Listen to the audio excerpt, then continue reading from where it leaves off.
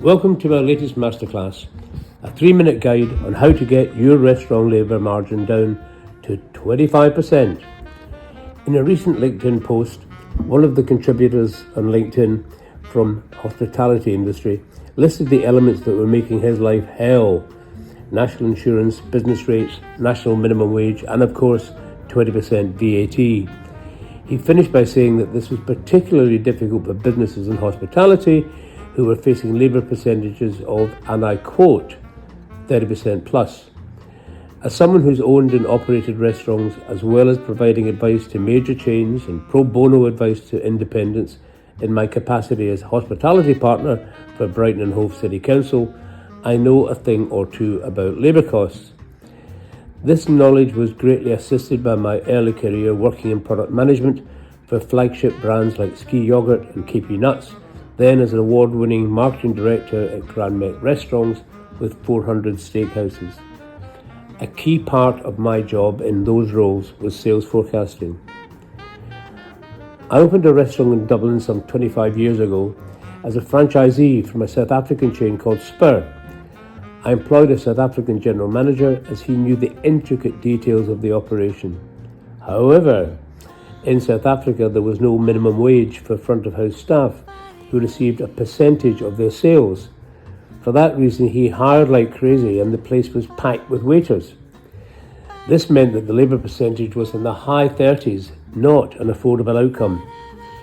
So, reflecting Spur's Native American theme, I came up with the concept of TP, which is both a native tent and a mnemonic for team planning. The principle behind it is simply that history repeats itself. Nowadays, it's very possible to secure the assistance of an agency with advanced AI methodology to help with team planning.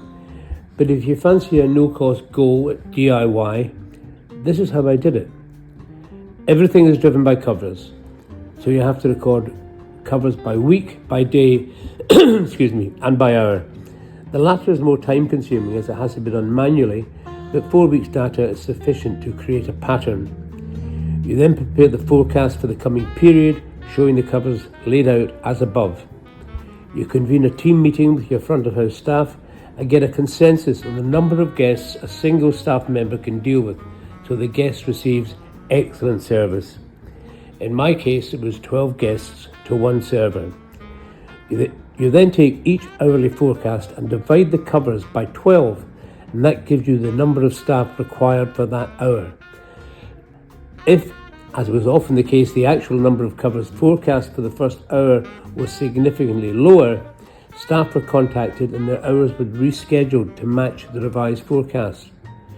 The important thing here was that we guaranteed the number of hours per week that staff would be working, and we had their agreement to modify their hours as a result of the modified forecast.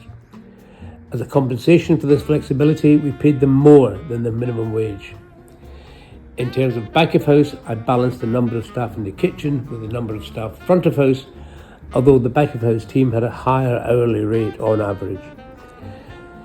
The restaurant was turning over 3 million euros and the delivery percentage stabilised at 25% for management, front of house and back of house.